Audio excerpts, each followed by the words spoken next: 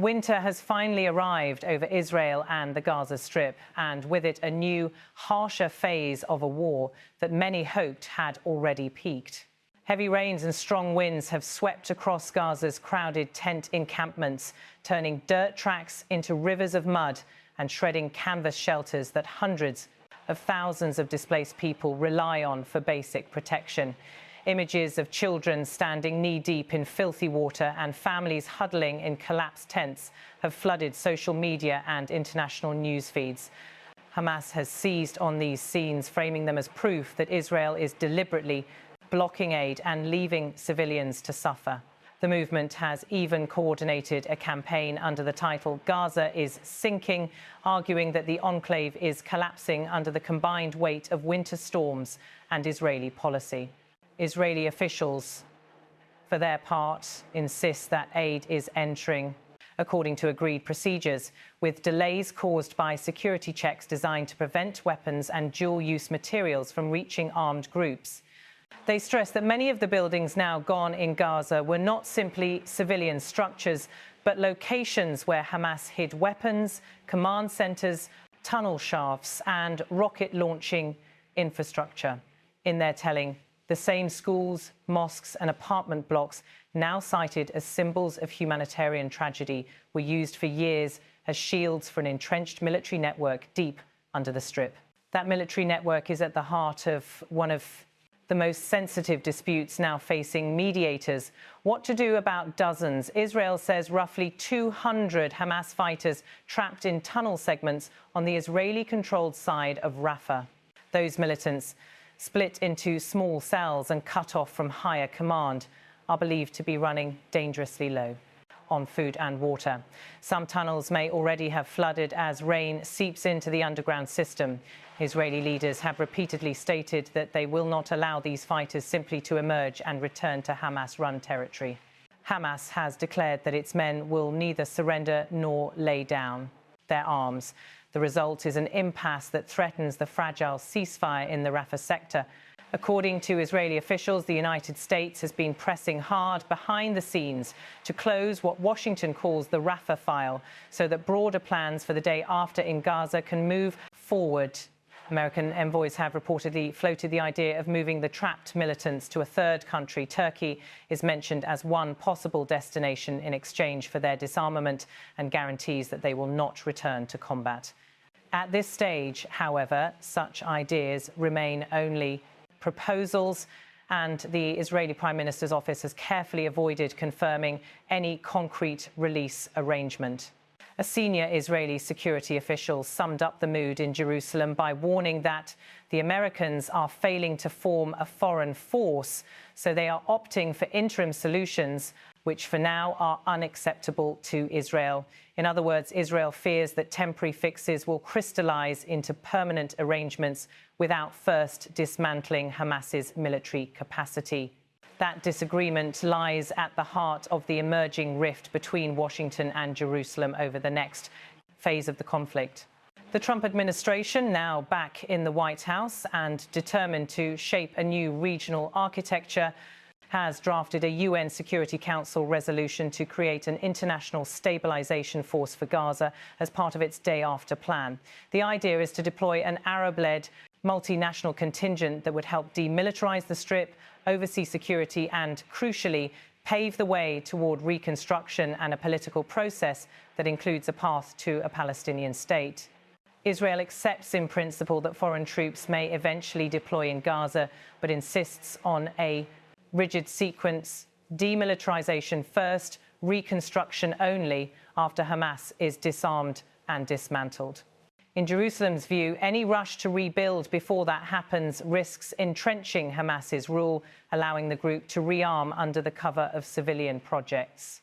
The American side, struggling to assemble the force and sensing political urgency, is tempted to blur those stages, beginning reconstruction efforts and institution building, even while disarmament remains incomplete. Israeli officials argue that this reverses the logic of the plan and could lock in a dangerous status quo in which Hamas survives as a key player west of the so-called yellow line that separates Israeli-controlled areas from the rest of the Strip. Much will depend on the exact mandate the Security Council eventually approves for any international force. Israeli policymakers draw a sharp distinction between a traditional peacekeeping mission deployed with the consent of all sides, lightly armed, focused on observation and reporting, and a more robust peace enforcement mandate that would permit foreign troops to arrest armed militants, seize weapons and act proactively to prevent renewed attacks. The country's experience with UN contingents in southern Lebanon and along the Syrian border has left deep skepticism. Many in Israel see these missions as, at best, ineffective buffers and, at worst, passive bystanders that unintentionally shield hostile groups. For that reason, Israeli officials insist that any Gaza force must be authorized to act decisively against Hamas's remaining armed units rather than simply stand between the sides. While diplomats argue in New York, realities are shifting rapidly on the ground west of the Yellow Line. Hamas is quietly rebuilding its administrative grip in neighborhoods that Israeli forces have pulled back from. Local police units are back on the streets, announcing arrests in burglary cases and publicizing the recovery of stolen property, presenting themselves as guardians of law and order after months of war. Tax officials have reportedly begun levying fees on truck drivers, reinforcing the impression that the movement is re-establishing its fiscal machinery. In parallel, Qatari funding and logistics have enabled the delivery of tens of thousands of new tents, food parcels, medical supplies and drinking water, as well as heavy equipment clearing rubble and reopening key roads. All of this, Israeli analysts warn, indirectly strengthens Hamas's legitimacy in the eyes of ordinary Gazans who see the group, rather than any external authority, as the actor capable of providing safety, services and some semblance of normality. International agencies are deeply involved in this effort. UNRWA, the UN agency responsible for Palestinian refugees, continues to run basic services despite intense criticism over its staff and curriculum. Its head, UNRWA Commissioner General Philippe Lazzarini, has underlined the scale of the agency's work, stating that in Gaza, we still have 12,000 staff members focusing on public health and education. Since the ceasefire, they have increased their activity in the Gaza Strip. Israeli officials argue that in practice, such operations are woven into Hamas-approved structures and risk entrenching the status quo that existed before the October 7 attacks. But with no clear alternative ready to take over schools, clinics and basic municipal functions, donors and UN officials feel they have little choice but to keep UNRWA at the centre of Gaza's humanitarian response. Against this Gaza-focused backdrop, the wider regional picture is also shifting. Russia, a key ally of Iran, has moved aggressively to reinsert itself into Middle Eastern diplomacy, presenting its own day-after proposal at the Security Council as a direct counterweight to the American plan. Russian officials portray their initiative as a more balanced and UN-centered approach, but Western and Israeli analysts see its main effect as delaying and diluting efforts to consolidate a US-led coalition around Gaza's future. By pushing a weaker, slower resolution, Moscow gives Tehran time to regroup, rearm and refund its network of proxies from Hamas and Palestinian Islamic Jihad to Hezbollah in Lebanon, Shia militias in Iraq and the Houthis in Yemen. For Iran, any slowdown in the American project buys breathing space after the heavy blows delivered by US-Israeli strikes on its nuclear and military infrastructure earlier in the year. Those proxy dynamics stretch far beyond Gaza's borders. On Israel's northern frontier, tensions with Hezbollah have edged dangerously close to a new round of open conflict. Despite a nominal ceasefire, cross-border fire, drone incursions and targeted killings have steadily increased. International envoys shuttling to Beirut have urged Lebanon's government to engage in direct talks aimed at re-establishing clear security arrangements along the border and expanding the Lebanese army's presence in the south.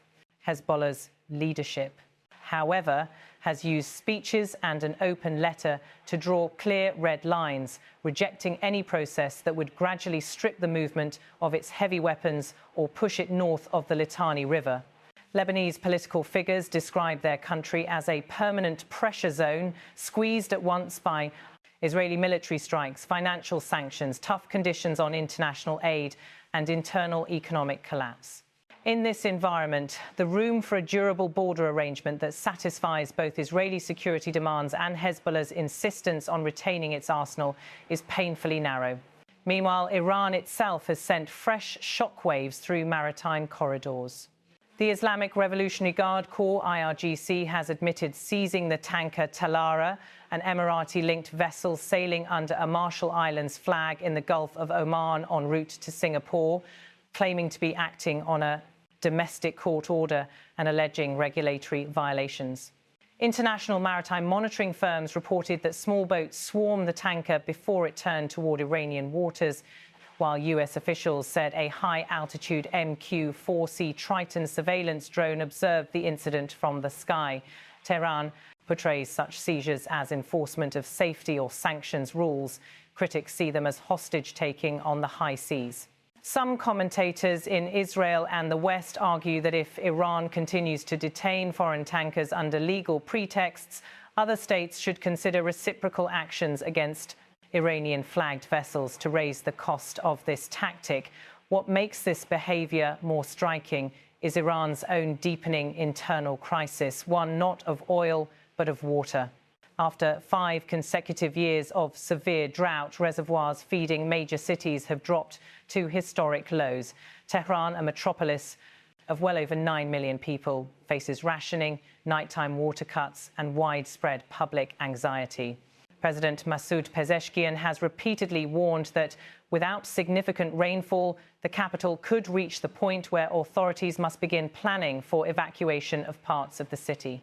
Iran's Energy Minister Abbas Ali Abadi has defended new restrictions and rationing measures as necessary steps, explaining to domestic audiences that the move will prevent waste, even if it causes more inconvenience. At the supermarket level, customers in Tehran are already finding themselves limited to a single pack of bottled water per purchase. In some neighbourhoods, water cuts and power outages now overlap, compounding frustration in summer heat waves that have pushed temperatures above 50 degrees Celsius in parts of the country. In one particularly stark warning, Pezeshkian said that if it doesn't rain, we will be left without water and will have to evacuate Thran. The remark captures the scale of the challenge facing a government that must manage both external confrontations and an unfolding environmental emergency at home. The paradox is hard to miss as the IRGC spends time and resources inspecting or detaining foreign oil tankers.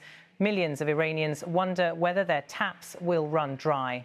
Back in the diplomatic corridors, the United States is trying to knit together a regional architecture that goes far beyond Gaza. Central to that effort is Saudi Arabia. Crown Prince Mohammed bin Salman, the kingdom's de facto ruler and prime minister, remains formally heir to the throne and is using his considerable clout to reshape Saudi Arabia's economy and foreign relations. For Washington, bringing Riyadh fully into an expanded version of the Abraham Accords. Normalization agreements linking Israel with key Arab states is a strategic prize. The discussions now underway revolve not only around recognition of Israel and a clearer Saudi role in stabilizing Gaza, but also around US security guarantees and advanced weapons sales. Among the most sensitive issues is the possible transfer of F-35 stealth fighter jets to the Saudi Air Force, aircraft that until now have been a unique Israeli asset in the region.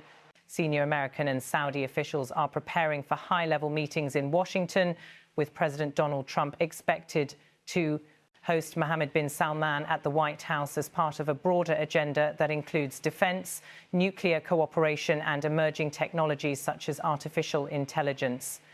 For Israel, the idea of a neighbouring Arab state operating the same top-tier fighter jet naturally generates unease. Yet, Israeli strategists also recognise that a genuinely broad coalition to contain Iran and its proxies will be difficult to build without Saudi Arabia at its core. The calculation in Jerusalem is therefore complex, balancing concerns over long-term military balance and technology leakage against the immediate benefits of a shared security framework that ties Riyadh, Washington and other regional capitals more tightly together. The Palestinian issue sits uncomfortably at the centre of these negotiations. Saudi leaders have repeatedly signalled that full normalisation with Israel will require credible movement toward resolving the Israeli-Palestinian conflict, including steps that keep alive the prospect of an eventual Palestinian state. The American Day After blueprint for Gaza accordingly includes reforms to the Palestinian Authority and a political horizon, even as Israeli officials resist any language they fear could lock them into a statehood pathway on terms they do not accept.